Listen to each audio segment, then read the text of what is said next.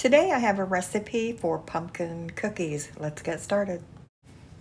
Melt 1 cup of butter. Make sure it's butter, not margarine. After it cools, add 1/2 cup of granulated sugar and 1½ cups firmly packed light brown sugar, and mix that well.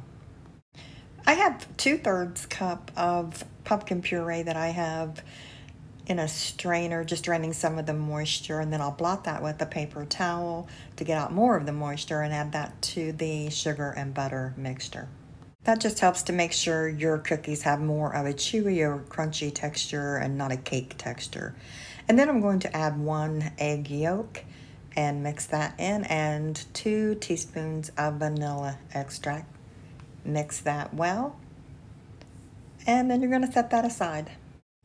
In another larger bowl, you're going to add 3 cups of all-purpose flour, 1/2 teaspoon of baking powder, 1/2 teaspoon of baking soda, 3/4 teaspoon of salt, and 1 teaspoon of pumpkin pie spice, and just whisk that together very well.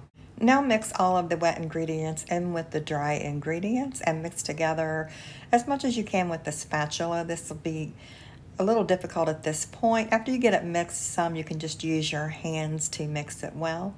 And then cover that and refrigerate it for at least 30 minutes. After 30 minutes, I'll remove that from the refrigerator and preheat my oven to 350 degrees. I have a large baking pan that I'm lining with parchment paper just for easy cleanup. You don't have to have it. So go ahead and just put your cookie mix by the spoonful onto the pan and then bake that for approximately 12 minutes. Your oven may take a little more time. After they're done, just remove them from the oven, let them cool for a couple minutes, and then put them on a wire rack if you have one, just to cool further.